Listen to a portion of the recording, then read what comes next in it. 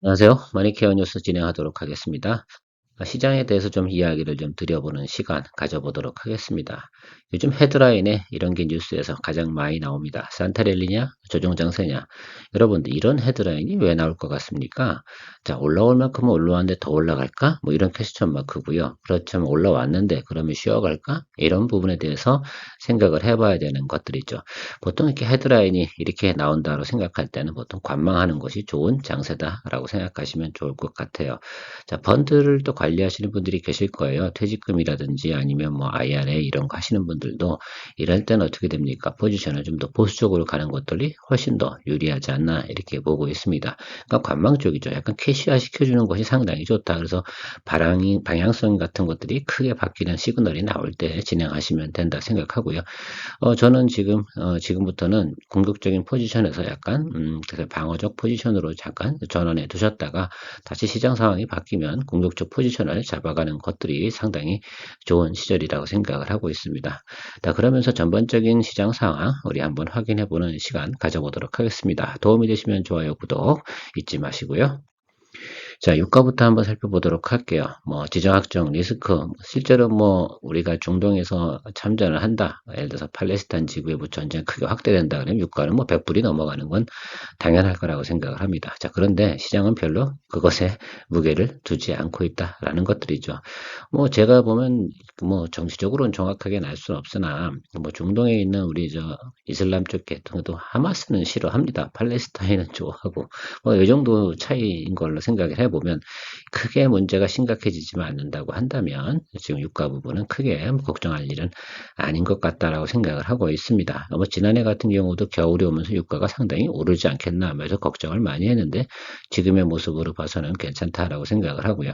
다 그렇다고 해서 이럴 때 뭐 항공주 좋지 않냐 이러면서 들어가실 필요는 없습니다. 여러분 항공주는 항상 보면 겨울이 비수기입니다. 그렇죠?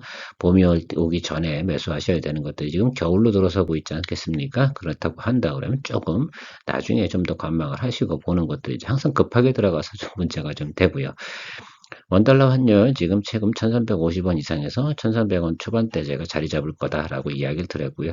지금 차라리 저 자리에서 계속 자리 잡고 있다가 반도체 업황이 좀 개선되면서 달러가 다시 약세로 가는 그런 쪽이 나타나는 것들이 가장 좋은데 지금은 저 수준에서 계속 움직일 거다. 그러니까 환율 자체도 어떻게 됩니까? 눈치를 상당히 잘 채요. 그러니까 채권 시장은 안정되어 있어 충분히 내려온 부분 그만큼 딱 반영을 해줘서 내려왔지 않나 이렇게 생각을 하고 있어요.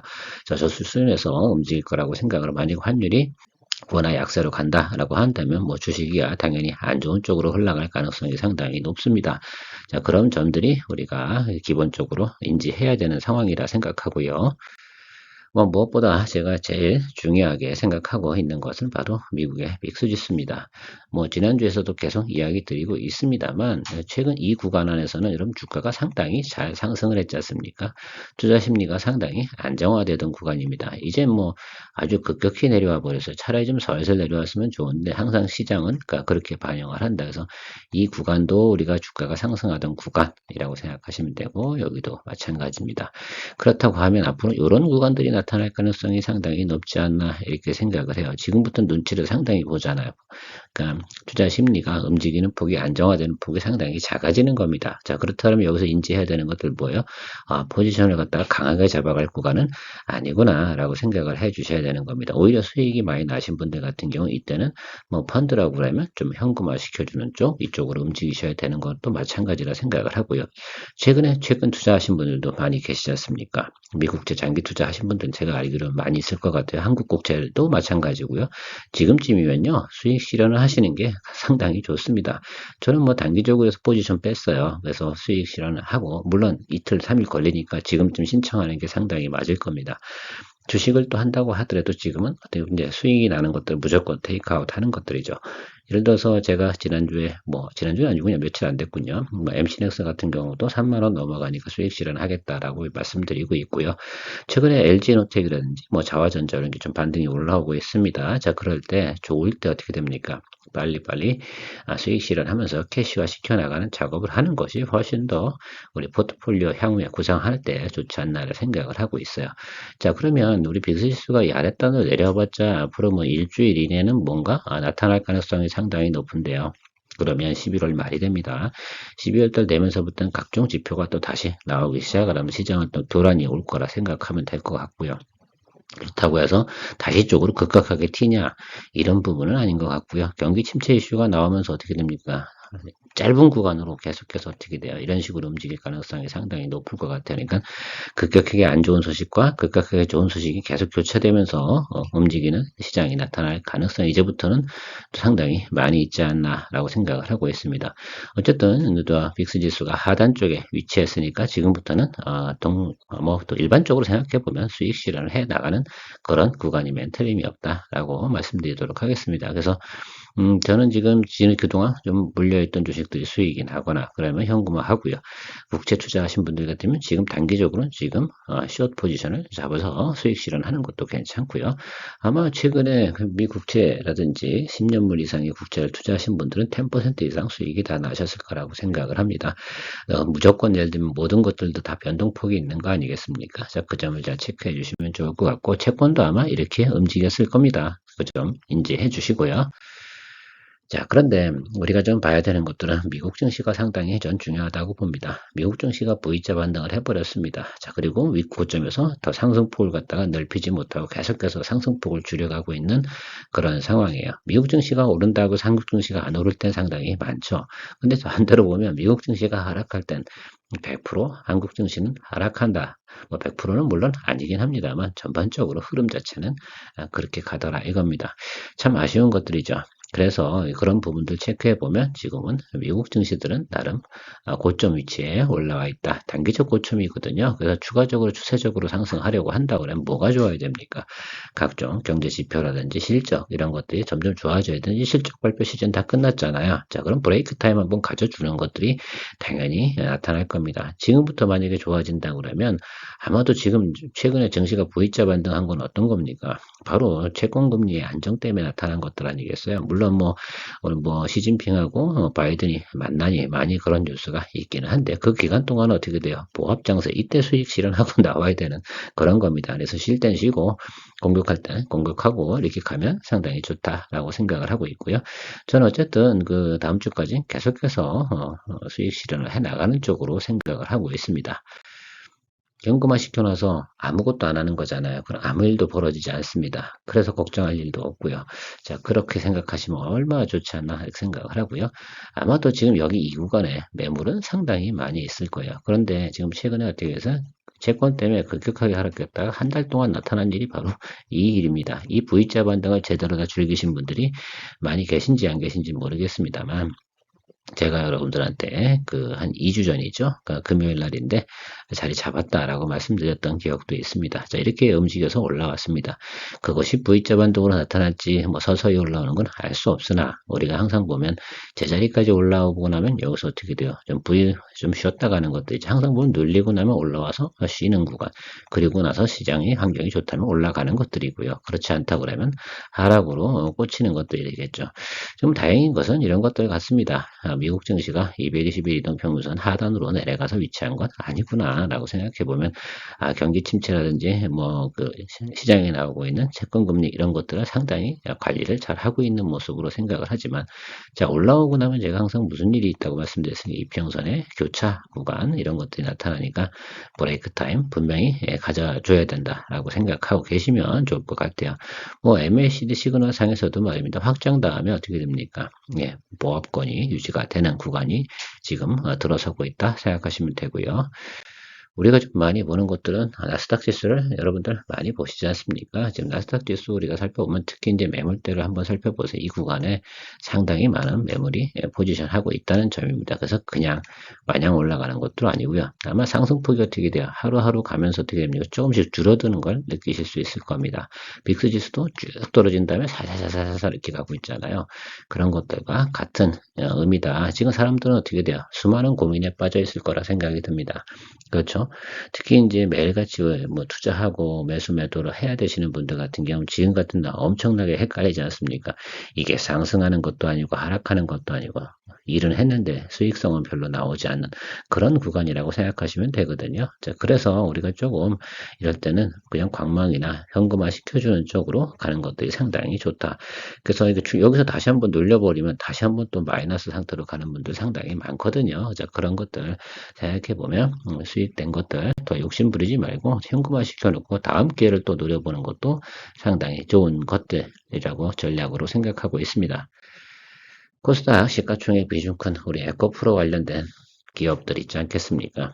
미국에서 전망을 상당히 안 좋게 내놓고 있습니다.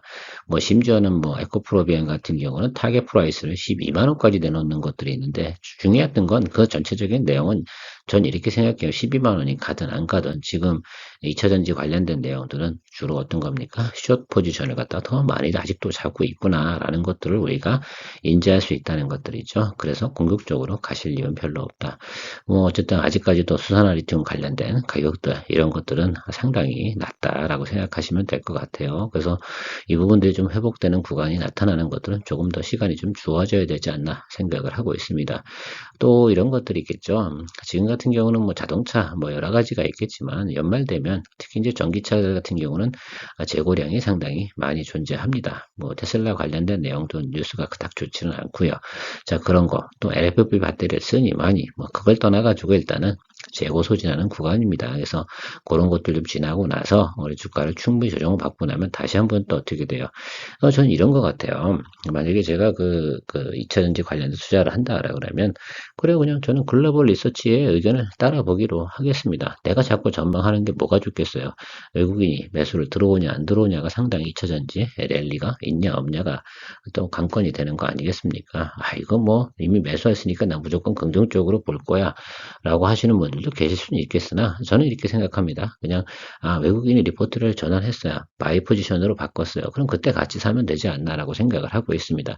하나의 큰 섹터고요. 어차피 성장성은 나올 테니까 걔네들이 뭐 마냥 예를 들어서 뭐 중립 의견이라든지 뭐 그렇죠. 그 주가의 하락 의견을 계속해서 나타내겠습니까?